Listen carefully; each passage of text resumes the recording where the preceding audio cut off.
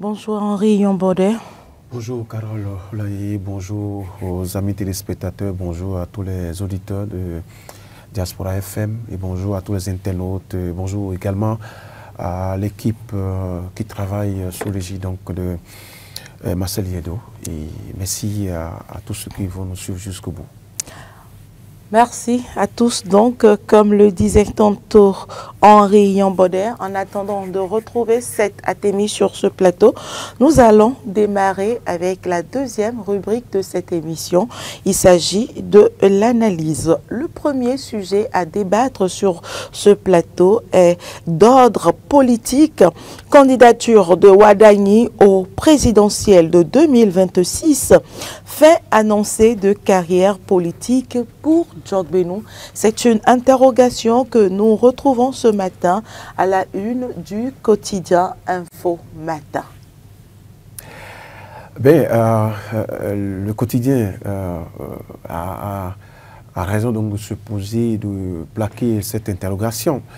Vu les enjeux, vu tout ce qu'il y a eu autour de la désignation de la candidature de Robert Wadani. Et quand on sait que Joseph Fifame Djordbénou reste un pilier politique avec un rôle bien déterminant dans l'arsenal de gouvernance de Patrice Talon, quand on sait également que Joseph Djordbénou est un allié stratégique majeur de Patrice Talon, quand on sait également que Joseph Djordbénou est un ami politique, ami d'abord avocat de Patrice Talon et ami politique de longue date, eh bien, on peut se demander est-ce que à un moment donné, il n'a pas été floué avec la désignation de Robert Wadani comme candidat unique de la famille présidentielle. Eh bien, quand on prend un peu de recul, on peut dire tout simplement que quand on prend Joseph Djordbénou, qui, comme je l'ai dit tantôt, qui est un pilier stratégique de la gouvernance de Patrice Talon, on ne peut pas tout de suite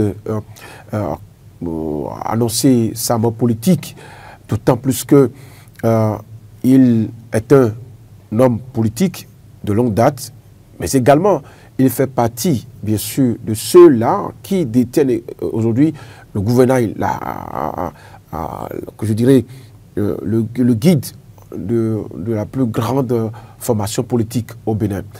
Et quand on connaît également l'homme, puisque avant 2016, il est connu étant comme un acteur de la société civile, et il a travaillé à l'avènement de la rupture, il a été ministre, il a été président d'institutions, et il est aujourd'hui président de la plus grande formation politique, comme je l'ai dit tantôt. On ne peut pas de tout go annoncer sa mort politique avec la désignation donc, de Robert Wadani.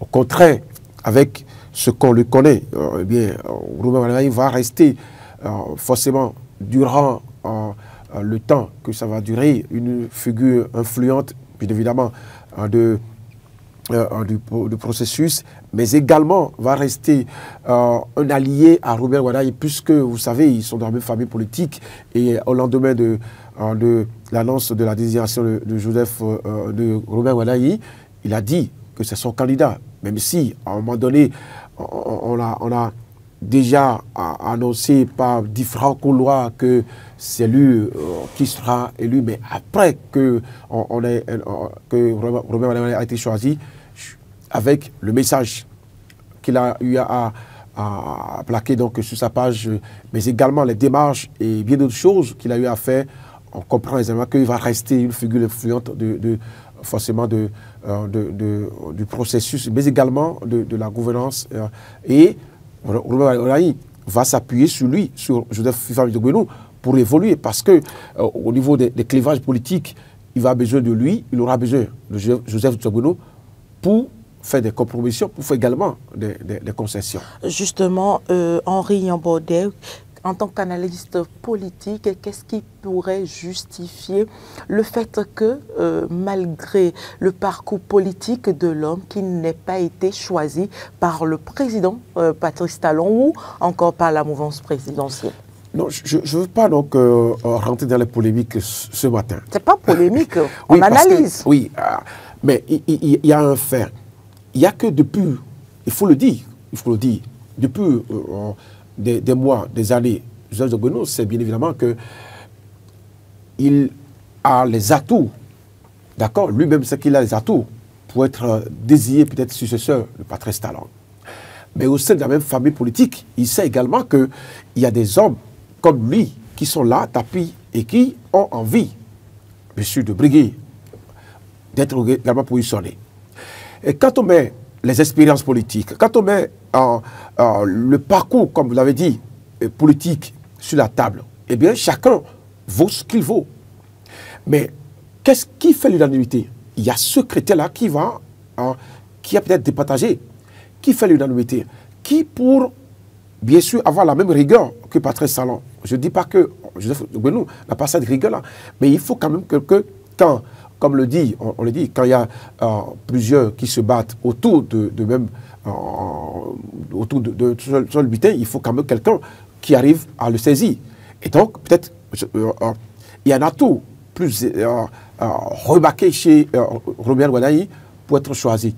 Mais aujourd'hui, je pense que Joseph Ogbeno doit être fier quand même que sa formation politique a décidé de porter, comment dire, Robert Wadayi. C'est pourquoi je disais tantôt qu'il restera une figure influente, bien sûr, parce que n'importe comment Robert Wadayi va s'appuyer sur lui pour faire un travail politique. Parce que c'est une fonction évidemment politique, c'est vrai qu'il est technocrate, mais c'est une fonction évidemment politique qu'il sur le point de commencer. Et donc, Joseph Ogbeno est un atout pour lui. Et pour répondre à votre question de façon succincte, il y a peut-être un critère qui a joué dans la balance pour que Robert Wadayi soit choisi. Voilà. Lequel? L'unanimité peut-être. L'unanimité peut-être. Parce que vous savez que au sein de la formation politique, l'UPR, il y a plusieurs courants politiques. Il y a plusieurs courants politiques, on va le dire peut-être aujourd'hui, à visage découvert. Vous savez, Olivier Bokor, quand Olivier Bokor avait ses intentions donc, de passer d'être candidat, il y a au sein de cette formation politique, il y a des courants politiques. D'accord? Quand il a été envoyé en prison, donc il n'y a qu'à ce niveau-là, il y a des gens qui ont commencé par se chercher à quoi s'accrocher, à quel courant politique s'accrocher désormais. Et que dans la même formation politique, il y a ceux-là qui travaillent pour Joseph Ogbeno. Quand je prends la 6e circonscription électorale, il y a Défi Info, je me rappelle Défi Info, donc avec titré sur ce clivage-là, cette dissension-là qui existe entre les leaders politiques au sein de la même formation politique, parce qu'il y a d'autres courants qui ont commencé par émerger. Et donc, Patrice Talon avait l'obligation de penser les plaies pour qu'il y ait une communion, une contribution de toutes les forces politiques. Et à ce niveau-là, Joseph Ogbeno, c'est bien évidemment qu'il fallait travailler pour ce courant politique. Et s'il y a ce courant politique, et il y a un autre courant politique qui soutient, lui, Joseph Ogbeno, il fallait quelqu'un au milieu qui doit faire l'unanimité. Et c'est ça sur lequel peut-être on a joué aujourd'hui. Et on a remarqué, on va peut-être en parler au niveau du deuxième sujet avec cette campagne-là, mais tout ce qui, aujourd'hui, on remarque autour de la candidature de Robert Wadayi est un signe de ce que les uns et les autres ont apprécié sa désignation. Et est-ce que, la question va se poser, est-ce que, si c'était Joseph Ogbeno, est-ce que toutes les pensées qui sont tapis, qui sont au sein de cette formation, cette famille politique, est-ce que allaient se rier vers lui? Peut-on parler aujourd'hui d'une marginalisation par rapport à l'homme et par rapport à sa relation personnelle, non seulement par rapport à sa relation personnelle, j'allais dire, avec le chef de l'État, mais au rôle important qu'il a joué dans l'histoire politique du Bénin? Oui, on peut le dire, nous sommes tous des humains. Il faut le remarquer, il faut l'avouer. Même si, à la face du monde, il arrive à dire, c'est mon candidat, même s'il arrive à dire à la face de tous les militants, c'est notre candidat, même s'il arrive à dire à la face de tout le monde que oui, travaillons pour le candidat qui a été choisi, quelque part, il doit avoir un pincement de cœur. Il faut l'avouer. Parce que si vous êtes pressenti, si vous voyez le seul être qui pèse dans la balance et que, à un moment donné, vous avez été, je ne dirais pas floué, mais laissé de compte, laissé pour compte, à un moment donné, en tant qu'être humain, vous pouvez vous dire, mais qu'est-ce qui n'a pas marché? Et donc, sur les critères que vous avez cités tout à l'heure, expérience politique, oui, avec tout ce qu'il a eu à faire pour l'État béninois, avec sa proximité étroite avec le chef de l'État, oui, il va se demander pourquoi il m'a fait ça.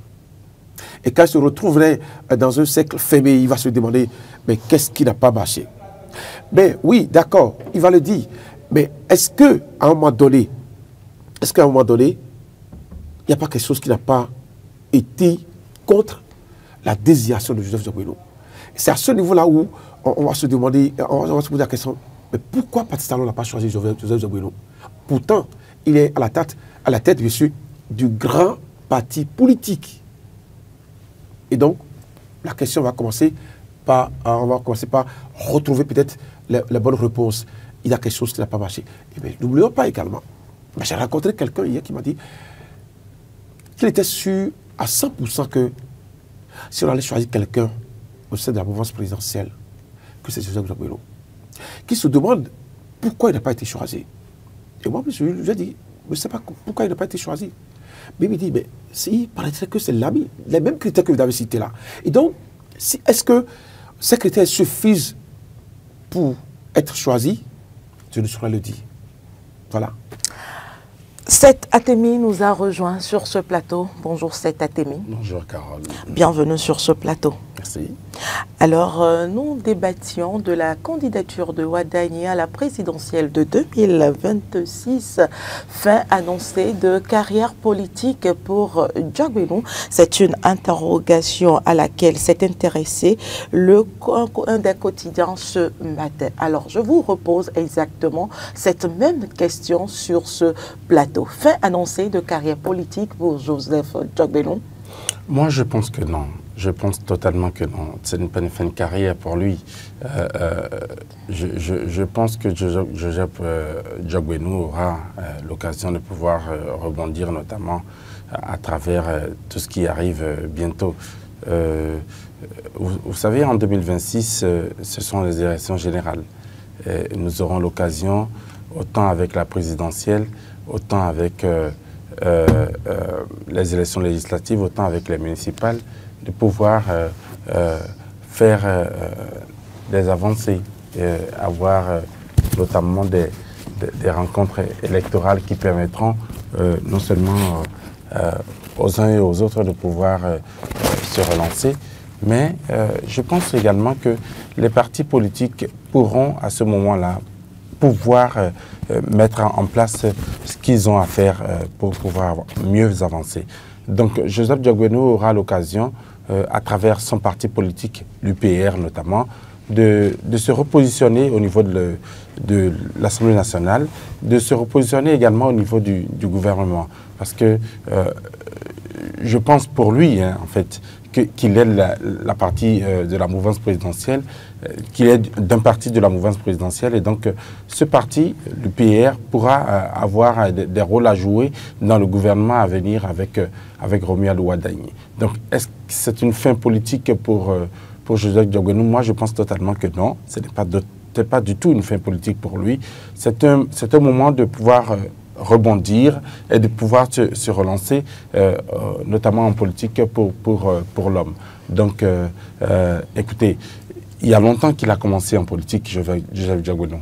Donc, ce n'est pas aujourd'hui qu'il finira avec ce qui se présente actuellement. Encore que les choses qui sont annoncées actuellement, il y en a beaucoup qui vont à l'avantage de cette personne-là. Donc, pour moi, ce n'est pas du tout une fin politique. Je posais la question à Henri Yambaudet sur ce plateau. Est-ce qu'on peut parler aujourd'hui d'une marginalisation par rapport à Joseph Djogbenou, qui n'a pas été le choix du président Patrice Talon? On pourrait, si on se met d'un certain côté, si on regarde d'un certain angle, on pourrait parler d'une certaine marginalisation. Parce que vous et moi savons que depuis lors, avant même que la candidature de Patrice Talon ait été annoncée pour les présidentielles, Joseph Djogbenou faisait partie des personnes qui s'activaient, qui travaillaient à ce que les choses puissent changer. Non pas seulement pour Patrice Talon, mais que les choses puissent changer et que le pouvoir en place puisse partir et laisser place à un autre pouvoir. Donc, il fait partie des premiers ardents travailleurs de l'avènement de Patrice Talon. Aujourd'hui, on pourrait penser qu'il est marginalisé parce qu'il n'a pas été choisi comme étant le dauphin ou comme étant le successeur de Patrice Talon. Encore que 2026 n'est pas encore arrivé, donc on ne peut encore s'adjuger de rien du tout. On pourrait le penser. Mais pour ma part, en fait, quand on regarde bien la réflexion et quand on regarde sur l'échiquier politique actuellement, l'UPR, autant que le BR et certains autres partis, font partie de ceux qui sont les plus actifs, qui ont des rôles à jouer dans l'échiquier politique du Bénin actuellement, autant au niveau de l'Assemblée nationale qu'au niveau de l'exécutif. Et donc, qu'il ait été marginalisé, n'ayant pas été choisi, peut-être qu'on pourrait le penser. Mais moi, je pense pour ma part que, étant donné qu'il est dans une bonne posture, il est le numéro 1 de l'UPR, autant qu'il est dans cette bonne posture-là, je pense qu'il a des rôles à jouer et qu'il pourra avoir pouvoir de décision très prochainement. Alors, Henri Yambodé, je me tourne vers vous.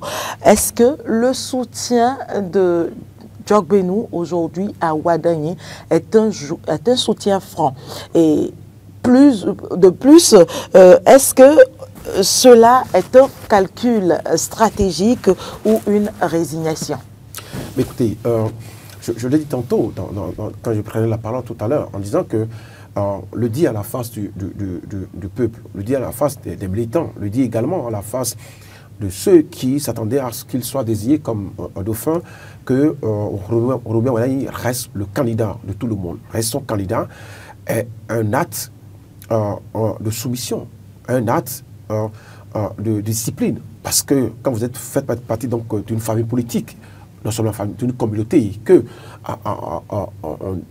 les règles sont établies, vous acceptez, même si vous êtes à un niveau donné, vous acceptez ces règles-là. Et donc, il s'est plié à cette décision. Une résignation, donc? Justement. Vous savez qu'il n'est pas en position de force, même s'il est président de l'UPR, il n'est pas en position de force. Il travaille avec un bureau. C'est pas que il peut décider donc s'il allait le faire, il allait le faire. Il allait donc s'opposer officiellement à cette candidature. Mais il s'est résigné à accepter cette candidature de Romain Ouadagni. Donc, à un moment donné, pour moi, oui, à un moment donné, il a dit, j'ai fait remarquer qu'en tant qu'être humain, il y a ce sentiment, il y a ce pincement-là qu'on va observer chez lui. Mais, puisqu'il fait partie d'une communauté, il va forcément accepter. Il a accepté.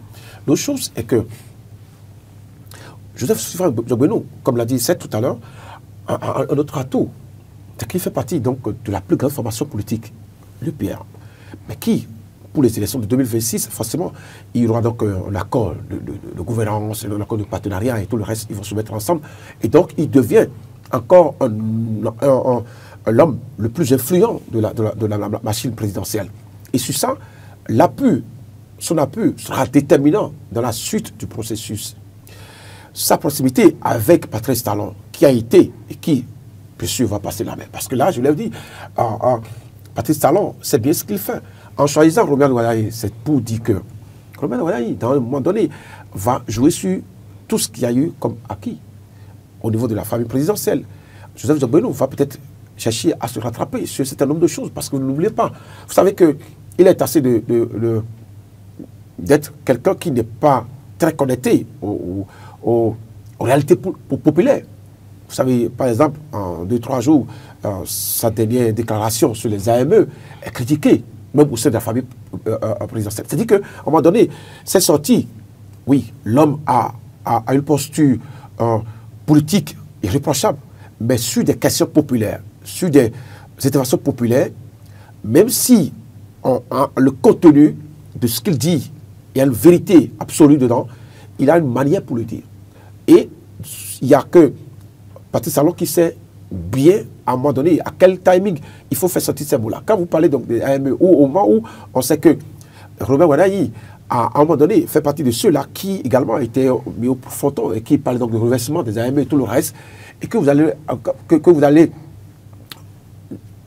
allez dire aux gens que vous êtes 3000 et qu'il faut, ça sonne comme des aveux donc, au niveau des autres. Donc, aujourd'hui, oui, il y a peut-être que Joseph Dogbenou n'a pas été choisi, mais il y a également qu'il restera forcément une figure influente quand cette reconfiguration politique va être faite. Parce que Patrice Talon va quitter en 2026, Robert Wadayi va s'installer, et donc il y aura une reconfiguration politique forcément.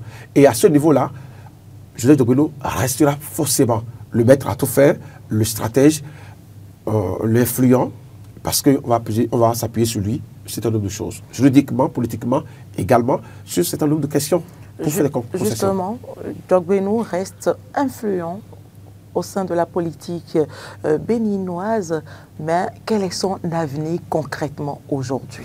Oui, son avenir est tracé. D'abord, on va peut-être créer 2 boulevards.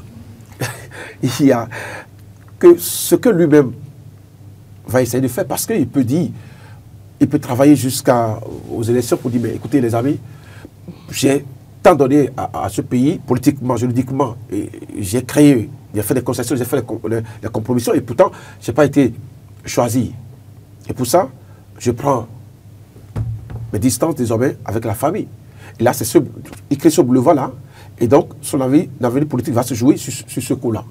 Et là, peut-être en 2026, qu'en 2026, quand il sera en train il peut décider d'être candidat et tout le reste, il va créer un autre boulevard. Donc ce boulevard-là va lui permettre peut-être de jouer sur son avenir politique, peut-être en se rapprochant d'autres formations politiques, peut-être en créant une opposition ou bien en créant autre chose. Ça, c'est le premier boulevard. Le second boulevard que je trouve peut-être, c'est que il va rester fidèle aux idéaux, aux pensées, au courant de la famille présidentielle, d'accord? Et on va le trouver, comme le dit peut-être 7, on peut le repositionner, peut-être le président de l'Assemblée nationale, ou bien le président, il peut repartir à la tête de la Cour constitutionnelle, ou bien d'autres institutions, ou bien le trouver en poste plus juteux que celui qu'il occupe aujourd'hui en tant que président donc, de la formation UPR, forcément. Donc il se repositionne.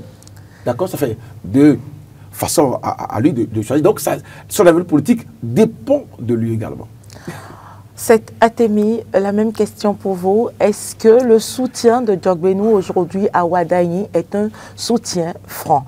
Au-delà d'un soutien franc, est-ce un calcul stratégique ou une résignation? Je commence par la dernière question. C'est un calcul stratégique. Tout est pensé, en fait. Aujourd'hui, c'est un soutien qui est totalement stratégique. Même si on est en politique, il faut à des moments donnés faire preuve de stratégie pour pouvoir mieux avancer. Et donc pour moi, c'est un soutien totalement stratégique. Encore que, quand vous observez bien, il aurait pu être la personne qui a été désignée pour être à la place aujourd'hui de Romia de Wadayi. Donc pour moi, c'est totalement un soutien stratégique. Mais est-ce que ça marque pour autant un recul politique? Non, je ne le pense pas. Ça lui permet de pouvoir mieux avancer. Qui vous dit qu'aujourd'hui, Romia de Wadayi, qui est à cette position-là, ne sera pas à la position du deuxième, enfin, on va dire, du deuxième personnage le mieux coté en politique demain au niveau du Bénin? Peut-être qu'on pourrait le voir à la présidence de l'Assemblée nationale à venir, on ne sait jamais. Il y a plein de choses qui peuvent s'avérer dans le futur, et dans un futur même très proche. Donc pour moi, Romia de Wadayi n'a encore rien perdu du tout. Et des choses peuvent se passer, des choses peuvent arriver. c'est un personnage qui a de la côte. C'est également un personnage qui a de la culture, notamment dans le domaine de la justice, dans le domaine de la législation, dans le domaine du droit.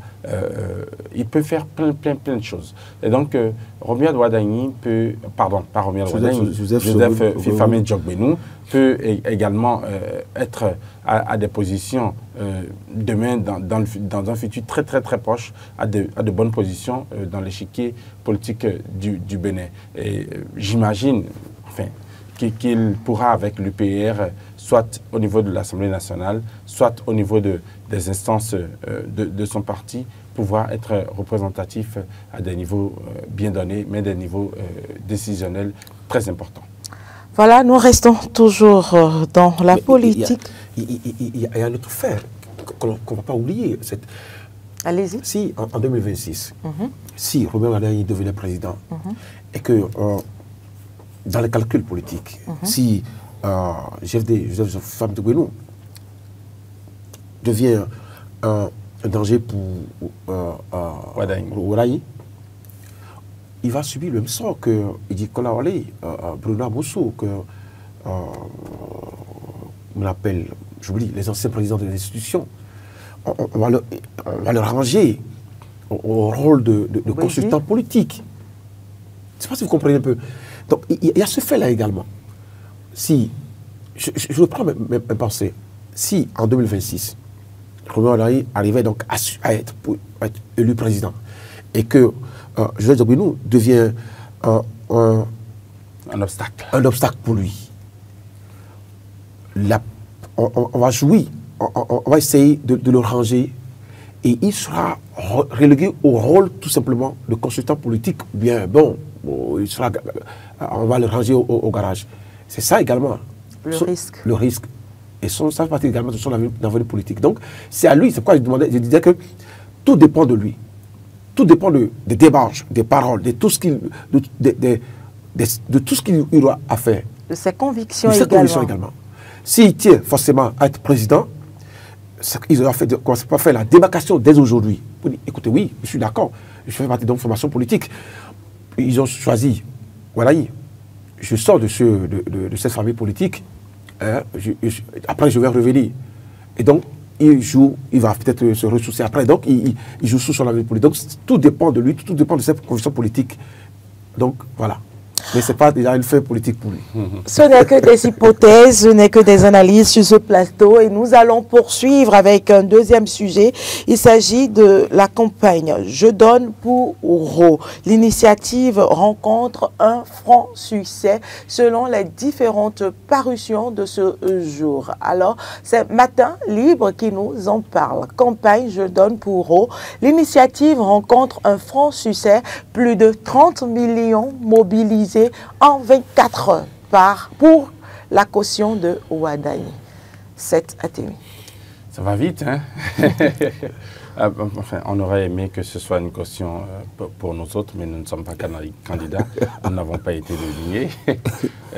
Ça va vite. Je n'avais pas pensé à cette initiative, mais l'initiative a été prise et déjà nous en sommes à 30 millions de francs CFA pour le représentant des partis de la mouvance, 30 millions de francs CFA déjà.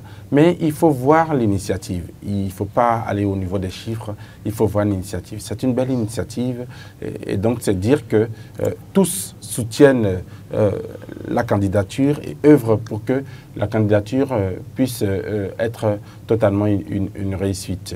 Et donc, cela symbolise un peu l'union au niveau des partis de la mouvance présidentielle, l'union sacrée. Et cette union s'avère être une bonne. On s'interrogeait quand le nom a été sorti de savoir si Romuald Wadagni avait été le candidat de tout le monde et que tout le monde l'accompagnait véritablement.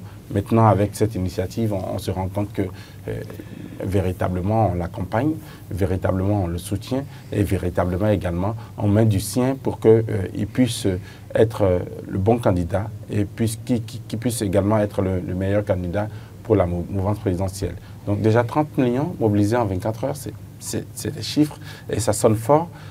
J'espère que dans la suite, les choses pourront bien se faire et que Romuald Wadagni pourra être le candidat décisionnel en fait pour la mouvance et autant pour le Bénin. C'est un message, n'est-ce pas un message qu'ils veulent faire passer? Parce que c'est une première. Un message fort, c'est un message fort qu'ils font passer. Et s'ils le réussissent, je pense que ça va peser beaucoup pour les campagnes à venir.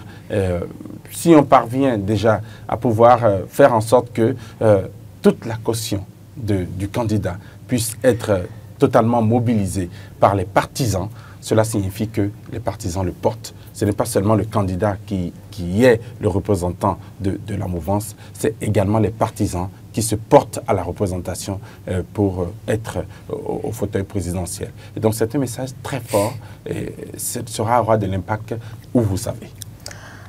Henri Yambodé. Sur la deuxième question, ce n'est pas un message. C'est un message. Et à cette allure-là, on tend vers peut-être un plébiscite de l'homme. Ça, c'est un message fort. Le message, ce n'est pas pour nous autres, puisque nous ne sommes pas des politiciens, mais pour le camp en face de Romuald Wadagni. Si en 24 heures, on est arrivé à mobiliser plus de 30 millions de francs CFA. Par les jeunes uniquement. Par les jeunes. C'est parti de... Parce que j'ai lu le communiqué, on a dit de 100 francs. Donc, c'est une adhésion populaire. Et le sens que je donne pour Romuald Wadagni, c'est que le slogan, c'est comme un engagement. C'est un engagement. J'y adhère. J'y adhère. On arrive à mobiliser 30 millions de francs CFA. C'est dit tout simplement que si on ne sait pas faire en 2026, malgré le candidat qui sera sorti, donc le duo qui sera sorti par l'opposition, on risque bien sûr d'avoir un plébiscite en 2026 pour l'élection présidentielle. Et moi, je pense que ce message-là doit être perçu et doit être regardé autrement par l'opposition aujourd'hui. Si tant est que en 24 heures, on est arrivé à faire ça, c'est tout simplement que l'adhésion, elle est totale. Et sur ça, il faut s'attendre à beaucoup de choses dans les jours à venir. C'est la première initiative de façon concrète et officielle. Attendons alors les autres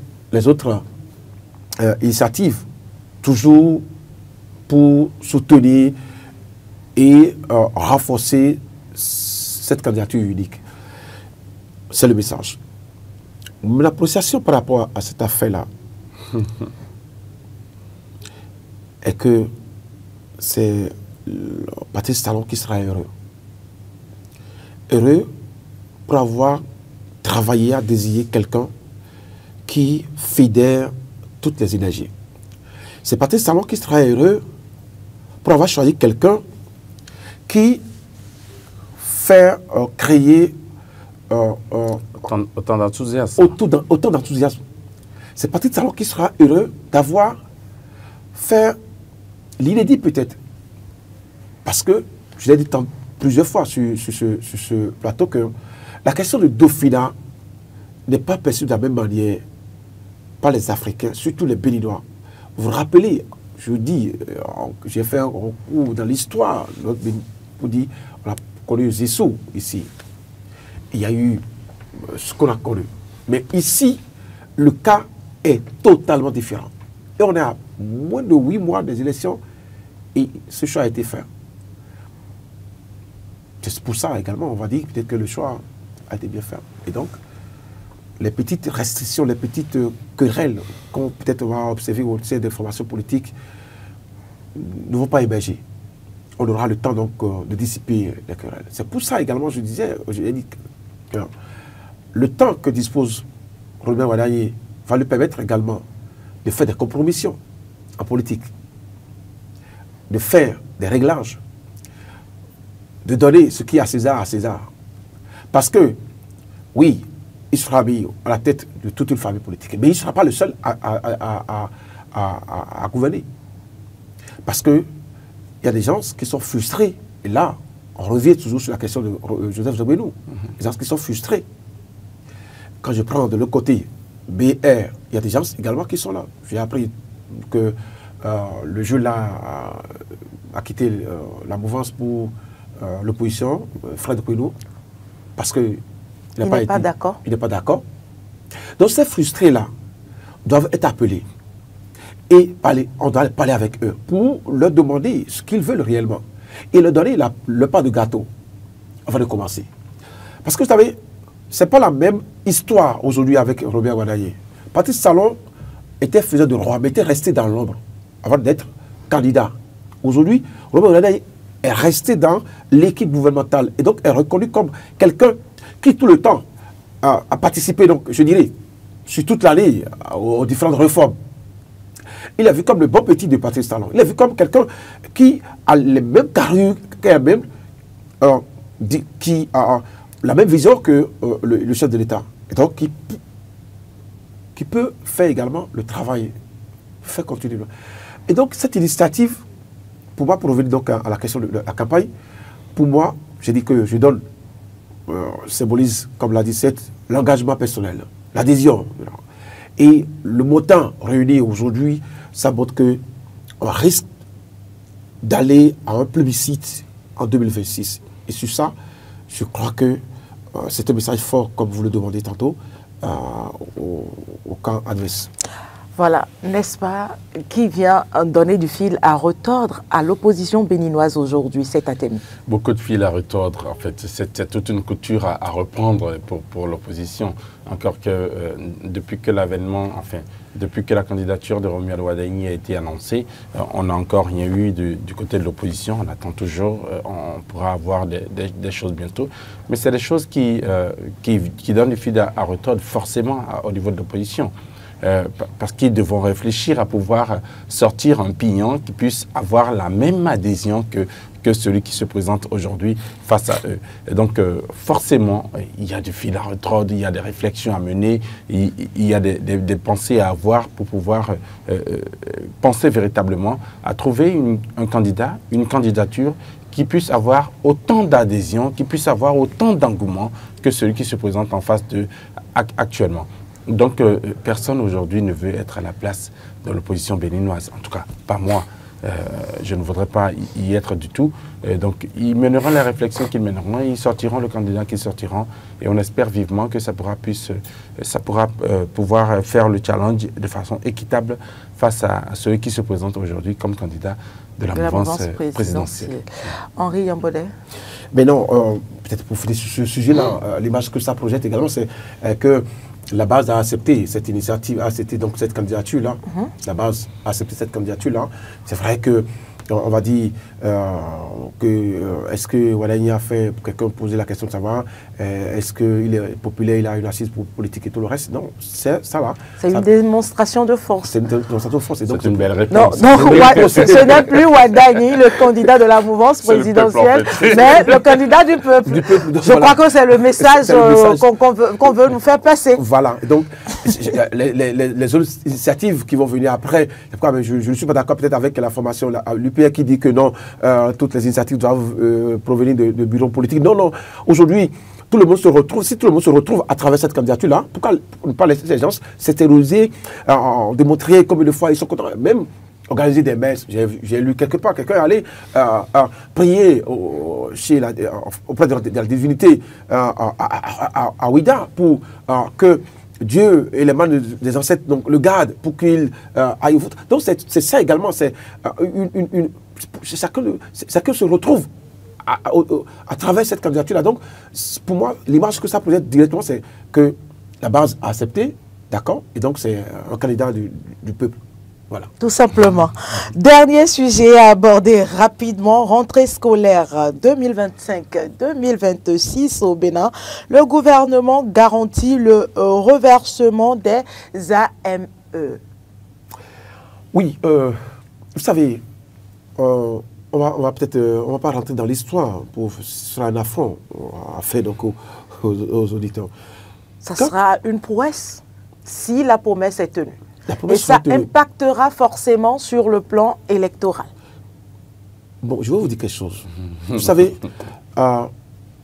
les AME font partie des premiers recrues de Patrice Talon en termes d'emplois créés. Et cette réorganisation au niveau de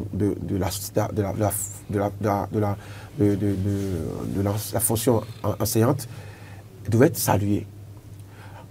Et on a vu ce que ça a apporté de façon significative, donc, bien évidemment, à l'État béninois. Mais la promesse est faite, oui, depuis 2022 pour que le reversement soit fait en 2025. Moi, je reste confiant que avant, on est en septembre 2025, on a encore du temps. D'accord? On a encore du temps. On peut, en 2025, pourquoi pas le cadeau de fin d'année pour les AME. Mais déjà, l'amélioration de leurs conditions, 12 mois, salaire 12 mois sur 12, prime mensuelle, et bien des choses, déjà, montre que le gouvernement, oui, est dans la dynamique d'améliorer les conditions de travail, mais également, travaille également pour le reversement. Pour ce que je sais, pour ce que j'ai appris avant de rentrer dans ce studio, je sais que c'est très avancé. Il y a même l'IS qui est actuellement, qui prend en compte, avec les critères qui ont été définis là, l'âge, puis concours et diplôme et tout, je vais peut-être fouiller un peu pour revenir sur les critères, mais il y a déjà une liste qui est sur la table, bien sûr, des acteurs, des ministres concernés, et ça ne va pas tarder. C'est une question de jour. Je ne suis pas la voix la plus autorisée pour dire exactement dans quel mois, dans tel jour. Voilà. Donc, oui, parce que on a sorti peut-être une séquence vidéo de Roland qui parlait donc, oui, mais c'est un travail stratégique. Tout a été pensé. Et donc, oui, en 2025, il y a un nombre qui sera reversé, et puis, la suite, on verra ça après.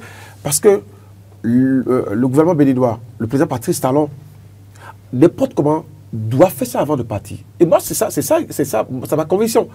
Il doit faire ça avant de partir parce que, comme je l'ai dit, ça fait partie des premiers fonctionnaires qu'il a, même s'ils ne sont pas fonctionnaires permanents d'État, aujourd'hui, ils sont dans la base, ils sont payés sur les frais. Et donc, pour ce que je sais, il doit faire ça avant de partir. Et donc, 2025, on n'est pas en décembre 2025, peut-être qu'ils se disent qu'on doit le faire avant la rentrée, avant qu'on commence à rentrer officiellement et tout le reste, mais on doit le faire. Et les informations que moi j'ai eues de source à un, me dit qu'il y a déjà une liste et ceux qui doivent être reversés, les noms sont déjà sur cette liste-là. Il y a un travail technique qui se fait d'abord pour que, dès que l'annonce sera faite, qu'on ne retourne pas dans l'air pour dire bon, comment ils vont gagner tout le reste. Parce qu'il y a un travail stratégique, et le porte-parole l'a dit. C'est comme si vous dépensez 1000 francs à la maison. Maintenant, vous avez d'autres enfants, on va en parler peut-être après. Oui, le budget va être éprouvé. Donc, il faut prendre des dispositions pour faire face à ces dépenses financières. C'est pour ça, tout simplement, que les choses tardent. Mais je pense qu'avant qu'on ne finisse l'année 2026, ce sera fait. C'est Atemi, votre lecture? Non, je pense Pourquoi maintenant? Parce qu'il faut maintenant. Parce qu'il faut maintenant, et vous le disiez tout à l'heure, peut-être que ce n'est pas affiché pour autant, mais cela participe également à ce que ce dont on parlait un peu plus tôt dans cette émission puisse être totalement accepté, notamment par les AME. Donc maintenant, il le faut, maintenant c'est le bon moment pour pouvoir le faire. Et je pense que c'est aussi mérité pour ces personnes-là qui travaillent au niveau de ce secteur de notre société. C'est des personnes qui travaillent d'arrache-pied, c'est des personnes qui participent à l'avenir du pays, un avenir réussi du pays. C'est des personnes qui participent à la formation de nos progénitures. Et donc, c'est totalement mérité de pouvoir le faire pour eux. Et puis, ce sont des personnes également qui ont un grand pouvoir de décision quand il faut agir. Et bientôt, on agira en 2026. Donc, c'est totalement le bon moment pour pouvoir le faire. Et je pense que ça aussi, même si cela ne s'affiche pas, c'est une stratégie totalement bien réfléchie et qui s'avère être dans un timing totalement propice pour pour être exécutés. Donc, je pense que c'est légitime, c'est également stratégique et bravo. Bravo au gouvernement. Bravo, on va dire de cette façon-là. Nous allons poursuivre cette émission.